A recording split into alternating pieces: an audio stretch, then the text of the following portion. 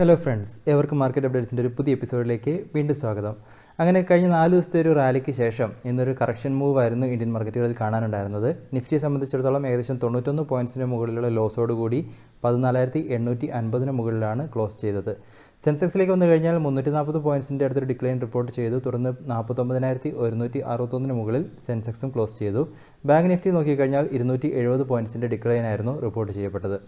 ഇനി sector vice market നോക്കിക്കഴിഞ്ഞാൽ ഇന്നത്തെ നിഫ്റ്റിയുടെ ഒരു പിക്ചറൊക്കെ എടുത്തു കഴിഞ്ഞാൽ സെക്ടർ വൈസ് മാർക്കറ്റിലേക്ക് വരുമ്പോൾ എല്ലാ സെക്ടറുകളും തന്നെ ഒരു സെല്ലിംഗ് പ്രഷറിലായിരുന്നു നിന്നത്. അതിൽ തന്നെ PSU ബാങ്ക് മാത്രമാണ് നല്ലൊരു റാലി, ഒരു ഗെയിൻ കൊടുത്തു എന്ന് പറയാനുള്ളത്.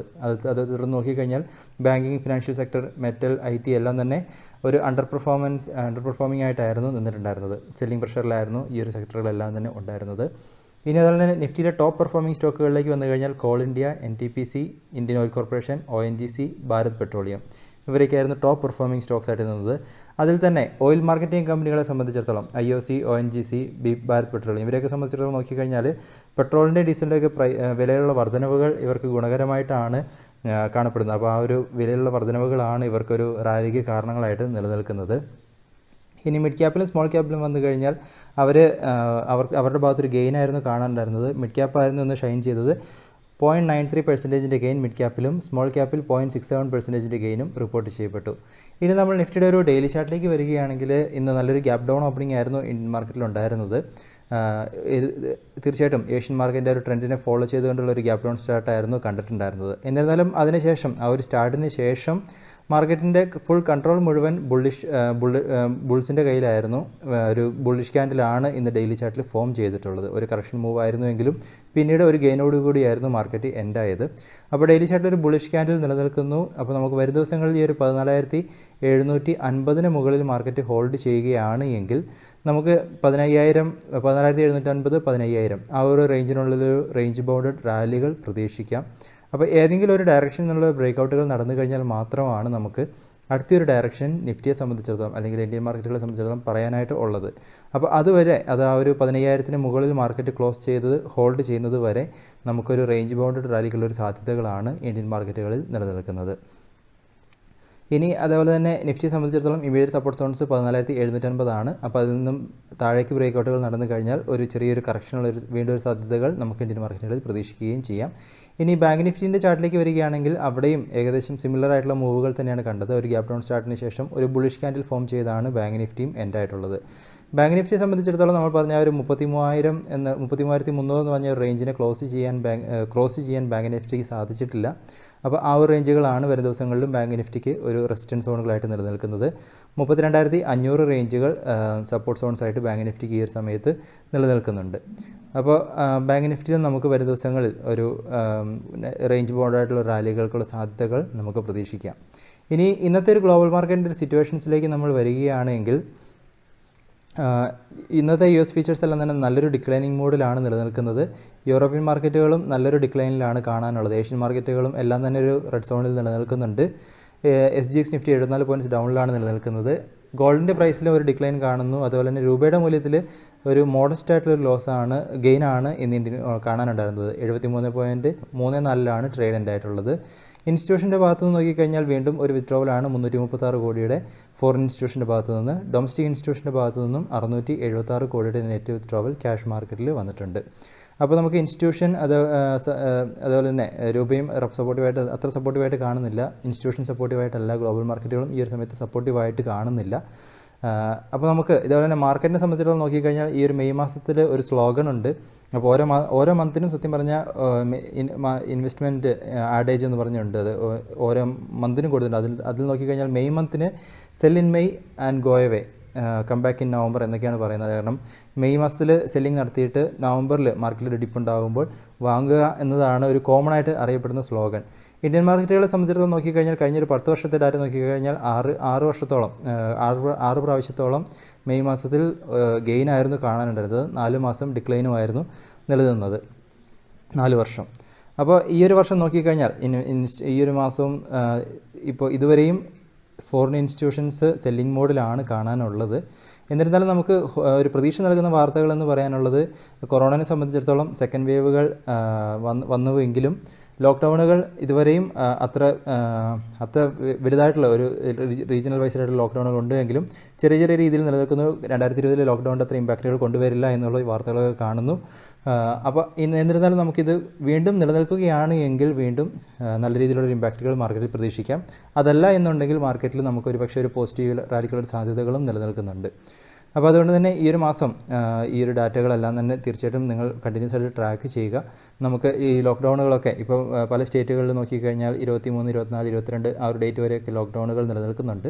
അപ്പോൾ അതിനെ സംബന്ധിച്ചിടത്തോളം വരുന്ന വാർത്തകളും അതിൻ്റെ അപ്ഡേറ്റുകളും തീർച്ചയായിട്ടും ഒന്ന് ട്രാക്ക് ചെയ്യുന്ന കാര്യം ശ്രദ്ധിക്കുക. എന്നിരുന്നാലും നാളത്തെ മാർക്കറ്റുകളെ സംബന്ധിച്ചിടത്തോളം തീർച്ചയായിട്ടും രാവിലെ SGX നിഫ്റ്റി ട്രാക്ക് ചെയ്യുന്ന കാര്യം ഒന്ന് ശ്രദ്ധിക്കുക. നമുക്ക് അതേ ബേസ് ചെയ്തിട്ടുള്ളൊരു ഓപ്പണിംഗ് നമുക്ക് ഇന്ത്യൻ മാർക്കറ്റിലും പ്രതീക്ഷിക്കാം. ഇനി സ്റ്റോക്കുകളെ സംബന്ധിച്ചിടത്തോളം പറയാനാണെങ്കിൽ ഗെയിലിൻ്റെ സ്റ്റോക്ക് നോക്കിക്കഴിഞ്ഞാൽ അതിൽ നല്ലൊരു ബുള്ളിഷ് ബ്രേക്കൗട്ടുകൾ കണ്ടിട്ടുണ്ട്. നല്ലൊരു ബുള്ളിഷ് ട്രെൻഡാണ് ഈ ഒരു സ്റ്റോക്കിൽ കണ്ടുവരുന്നത്. അപ്പോൾ ബ്രേക്കൗട്ടുകൾ നടന്നിരിക്കുന്നു. വീണ്ടും ഒരു റാലിക്കുള്ള സാധ്യതകൾ നമുക്ക് ഗെയിലിൽ നിലനിൽക്കുന്നുണ്ട്. ഇനി അതുപോലെ തന്നെ UPLനെ സംബന്ധിച്ചിടത്തോളം UPLൻ്റെ സ്റ്റോക്കിലും നമുക്കൊരു ബ്രേക്കൗട്ടുകൾ വന്നിട്ടുണ്ട്. അപ്പോൾ നമുക്ക് വരുന്ന ദിവസങ്ങളിൽ ഈ ഇന്നത്തെ ഒരു ക്യാൻഡലിൻ്റെ ഹൈയിൽ നിന്നൊരു ബ്രേക്കൗട്ടുകൾ നടന്നു കഴിഞ്ഞാൽ UPLൽ നമുക്ക് വീണ്ടും ഒരു പോസിബിലിറ്റി നിലനിൽക്കുന്നുണ്ട്. അതുപോലെ നമ്മൾ കഴിഞ്ഞ ദിവസം പറഞ്ഞ സ്റ്റോക്കുകളിലേക്ക് വന്നു കഴിഞ്ഞാൽ NMDC നോക്കിക്കഴിഞ്ഞാൽ ഇന്ന് കഴിഞ്ഞ ദിവസത്തെ ക്യാൻഡലിൻ്റെ ഉള്ളിലാണ് ട്രേഡ് ഉണ്ടായിട്ടുള്ളത്. എന്നിരുന്നാലും നമുക്ക് ഒരു ലോവർ റീജിയനിലേക്ക് പോകുന്തോറും ബൈയിങ് നടക്കുന്നതായിട്ട് കാണുന്നുണ്ട്. അതുകൊണ്ട് തന്നെ വരും ദിവസങ്ങളിൽ നമുക്ക് ഈ ഒരു ബുള്ളിഷ് ട്രെൻഡ് തന്നെ അല്ലെങ്കിൽ ഒരു ബുള്ളിഷ് ആയിട്ടുള്ള ഒരു ഔട്ട്ലുക്ക് തന്നെ നമുക്ക് NMDCയിൽ കൺസിഡർ ചെയ്യാവുന്നതാണ്. ഇനി അതുപോലെ തന്നെ നാഷണൽ അലുമിനിയം ഈ ഒരു സ്റ്റോക്കിലും കഴിഞ്ഞ ദിവസത്തെ ക്യാൻഡലിൻ്റെ ഉള്ളിലുള്ളൊരു ട്രേഡാണ് നിലനിൽക്കുന്നത്. അപ്പോൾ ഈ ഒരു റേഞ്ചിലൊരു കൺസോളിഡേഷനുള്ളൊരു സാധ്യതകളാണ് നാഷണൽ അലുമിനിയത്തിലും ഈ ഒരു സമയത്ത് കാണുന്നത്. അപ്പോൾ വരും ദിവസങ്ങളിലും നമുക്ക് മെറ്റൽ സെക്ടറിൻ്റെയും അതേപോലെ തന്നെ ഇന്ത്യൻ മാർക്കറ്റിൻ്റെയൊക്കെ ഒരു ഔട്ട്ലുക്ക് വാച്ച് ചെയ്തതിന് ശേഷം നമുക്കൊരു ബ്രേക്കൗട്ടുകൾ കിട്ടിക്കഴിഞ്ഞാൽ അടുത്ത എൻട്രികൾ കൊടുക്കാം. ഹോൾഡിങ്ങിലാണെങ്കിൽ തീർച്ചയായിട്ടും തുടരാവുന്നതാണ് NMDCയും നാഷണൽ അലുമിനിയവും.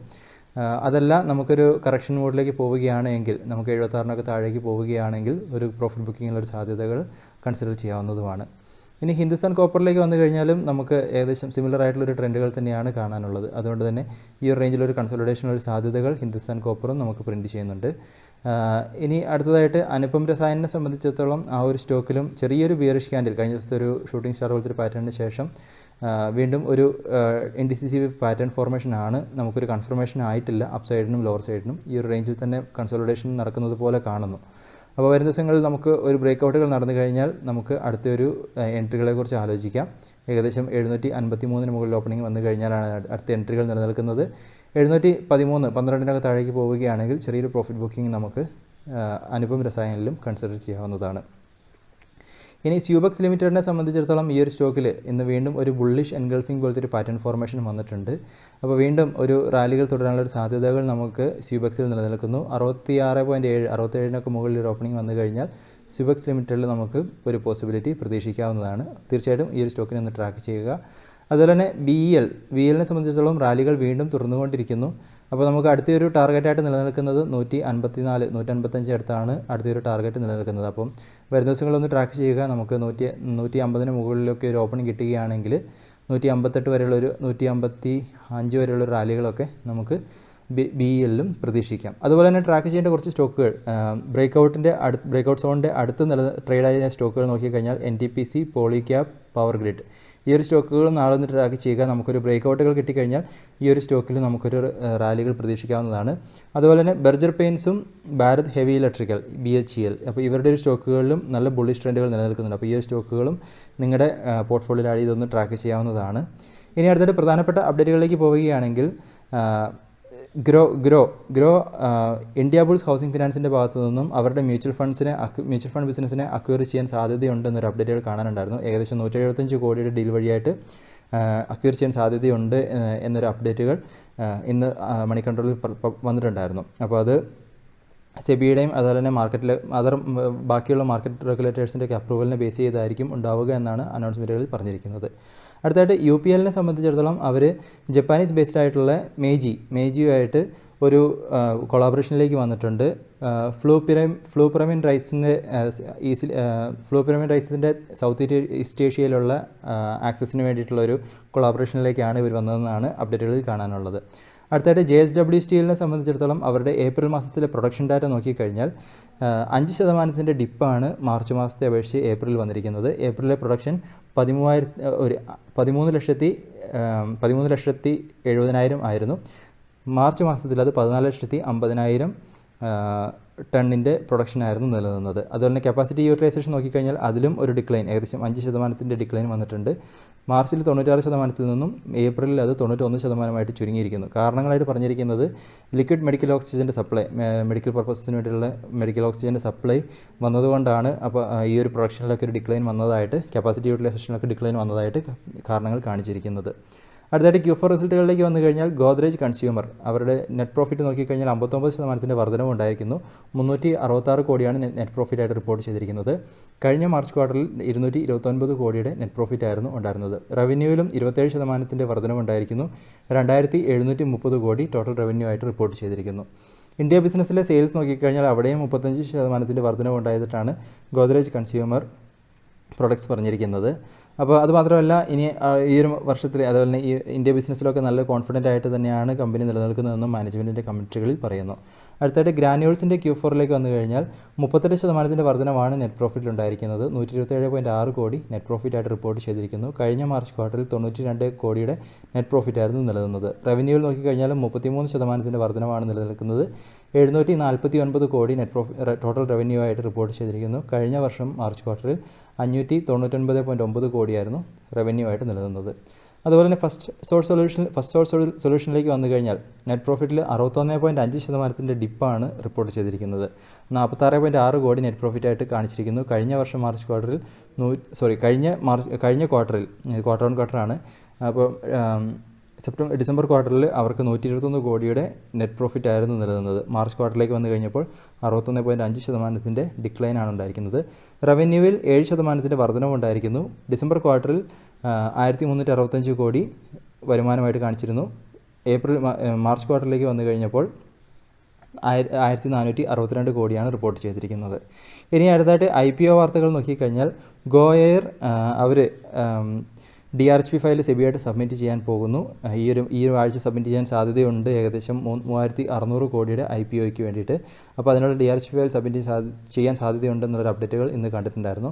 അതുപോലെ തന്നെ മെഡി അസിസ്റ്റ് ഹെൽത്ത് കെയർ സർവീസ് അവരും സെബിയായിട്ട് ഒരു ഇനീഷ്യൽ പേപ്പേഴ്സൊക്കെ IPOയ്ക്കുള്ള ഇനീഷ്യൽ പേപ്പേഴ്സൊക്കെ ഫയൽ ചെയ്യാൻ പോകുന്നു എന്നൊരു അപ്ഡേറ്റുകൾ വന്നിരിക്കുന്നു. അതുപോലെ തന്നെ സോണ കോംസ്റ്റാർ അവർക്ക് ഏകദേശം 6,000 കോടിയുടെ IPOയ്ക്കുള്ള ഒരു അപ്രൂവൽ സെബിയുടെ ഭാഗത്തു നിന്ന് കിട്ടിയിട്ടുണ്ട്. അപ്പോൾ നമുക്ക് വരും ദിവസങ്ങളിൽ ഈ ഒരു 3 IPOകൾ മാർക്കറ്റിലേക്ക് നമുക്ക് പ്രതീക്ഷിക്കാം. ഇതിൻ്റെ കൂടുതൽ അപ്ഡേറ്റുകൾ നമുക്ക് വരും ദിവസങ്ങളിൽ നോക്കാവുന്നതാണ്. ഇനി അടുത്തിട്ട് യെസ് ബാങ്കിനെ സംബന്ധിച്ചിടത്തോളം ബാറ്ററി ഇന്ത്യ ഹോൾഡിംഗ് അവർ ഏകദേശം 2% മുകളിൽ സ്റ്റേക്ക് യെസ് ബാങ്കിൽ സെല്ല് ചെയ്തിട്ടുണ്ട് ഓപ്പൺ മാർക്കറ്റ് ട്രാൻസാക്ഷൻ വഴിയായിട്ട്. ഈ ഒരു ജനുവരി മുതൽ മാർച്ച് വരെയുള്ള കാലയളവിൽ, ജനുവരി 6 മുതൽ മെയ് 6 വരെയുള്ള കാലയളവിൽ ഏകദേശം 2.08% സ്റ്റേക്കാണ് അവർ സെയിൽ ചെയ്തിരിക്കുന്നത്. അപ്പോൾ അത് അവരുടെ ഒരു ഹോൾഡിംഗ് നോക്കിക്കഴിഞ്ഞാൽ 7.48% നിന്ന് 5.4% ഇപ്പോൾ ചുരുങ്ങിയിട്ടുണ്ട്. അപ്പോൾ ഇത് ഈ യെസ് ബാങ്കിനെ സംബന്ധിച്ചിടത്തോളം നിങ്ങൾ ഹോൾഡ് ചെയ്യുന്നുണ്ടെങ്കിൽ ഈ ഒരു ന്യൂസും ട്രാക്ക് ചെയ്യുക. ഇനി അതുപോലെ തന്നെ ഭാരത് ഹെവി ഇലക്ട്രിക്കലിനെ സംബന്ധിച്ചിടത്തോളം നല്ല റാലികൾ കണ്ടുവരുന്നുണ്ട്. നമ്മൾ ഇപ്പോൾ ഈ ഡാറ്റ നോക്കിയിട്ടുണ്ടായിരുന്നു. നല്ലൊരു ബുള്ളിഷ് ക്യാൻഡിലാണ് ഭാരത് ഹെവി ഇലക്ട്രിക്കലിലും കണ്ടുവരുന്നത്. അപ്പോൾ ആ ഒരു സ്റ്റോക്കിനെ സംബന്ധിച്ചിടത്തോളം പറയാനുള്ളതെന്ന് വെച്ച് കഴിഞ്ഞാൽ 22 മാസത്തെ ഹൈയിലാണ് ഈ ഒരു സ്റ്റോക്ക് ഇന്ന് ട്രേഡ് ആയത്. ഇന്ന് നല്ലൊരു ഗെയിനായിരുന്നു ഉണ്ടായിരുന്നത്. അതുമാത്രമല്ല 5 ലാർജ് ട്രേഡിൽ ഏകദേശം 14.2 മില്യൺ ഷെയർസിൻ്റെ ഒരു ലാർജ് ട്രേഡും ഈ ഒരു സ്റ്റോക്കിൽ നടന്നിട്ടുണ്ട്. അപ്പോൾ അത് എന്തായാലും ഒരു പോസിറ്റീവായിട്ടുള്ളൊരു ട്രേഡ് ആയിരിക്കണം. കാരണം അത് തുടർന്ന് നല്ലൊരു അപ് ട്രെൻഡുകളാണ് ഈ ഒരു സ്റ്റോക്കിൽ കണ്ടിട്ടുണ്ടായിരുന്നത്. തീർച്ചയായിട്ടും ആ ഒരു സ്റ്റോക്കിനെയും വരുന്ന ദിവസങ്ങളിൽ ഒന്ന് ഫോക്കസ് ചെയ്യാവുന്നതാണ്. അടുത്തായിട്ട് രാകേഷ് ജുൻജുൻവാല ടാറ്റ സ്റ്റീലിൽ ഏകദേശം 0.2% സ്റ്റേക്ക് 2.5 മില്യൺ ഷെയർസിൻ്റെ അക്വിസിഷൻ ബൾക്ക് ഡീൽ വഴിയായിട്ട് നടത്തിയിട്ടുണ്ട്. അപ്പോൾ ഇത് ടാറ്റ സ്റ്റീലിന് ഒരു പോസിറ്റീവ് ന്യൂസായിട്ട് നിലനിൽക്കുന്നു. അടുത്തായിട്ട് രുചി സോയയെ സംബന്ധിച്ചിടത്തോളം അവർ ബേക്കറി പ്രൊഡക്റ്റിൻ്റെ പാക്കേജിങ്, ലേബലിംഗ്, അതുപോലെ തന്നെ മാനുഫാക്ചറിങ് ഇങ്ങനത്തെ ബിസിനസ്സുകളൊക്കെ പതാഞ്ജലിയുടെ ഭാഗത്തു നിന്നും അവരുടെ കാസ്രയിലുള്ള പ്ലാന്റ് ആ ഒരു പ്ലാന്റ് അക്വിസിഷൻ വഴിയായിട്ട് പതാഞ്ജലിയിൽ നിന്നും വാങ്ങാൻ പോകുന്നു എന്നൊരു അപ്ഡേറ്റുകൾ കണ്ടിട്ടുണ്ടായിരുന്നു. അപ്പോൾ ഇത് രുചി സോയയ്ക്ക് ഒരു പോസിറ്റീവ് ന്യൂസ് ആയിട്ടാണ് നിലനിൽക്കുന്നത്. അപ്പോൾ തീർച്ചയായിട്ടും രുചി സോയ നിങ്ങൾ ട്രാക്ക് ചെയ്യുന്നുണ്ടെങ്കിൽ ഈ ഒരു ന്യൂസിനെയും ഒന്ന് കൺസിഡർ ചെയ്യാവുന്നതാണ്. അപ്പോൾ ഇതൊക്കെയാണെന്ന് പറയാനുള്ള പ്രധാനപ്പെട്ട അപ്ഡേറ്റുകളായിട്ട് നിലനിൽക്കുന്നത്. തീർച്ചയായിട്ടും ഈ പറഞ്ഞ സ്റ്റോക്കുകളും ന്യൂസുകളും നിങ്ങളുടെ അനാലിസിസിനായിട്ട് മാത്രം ഉപയോഗിക്കുക. അനാലിസിസിലൂടെ കണ്ടെത്തുന്ന കാര്യങ്ങളൊക്കെ ഷെയർ ചെയ്യുക. പുതിയ അപ്ഡേറ്റ്സ് ഒക്കെ ആയിട്ട് നമുക്ക് വീണ്ടും കാണാം. This is Tony signing off.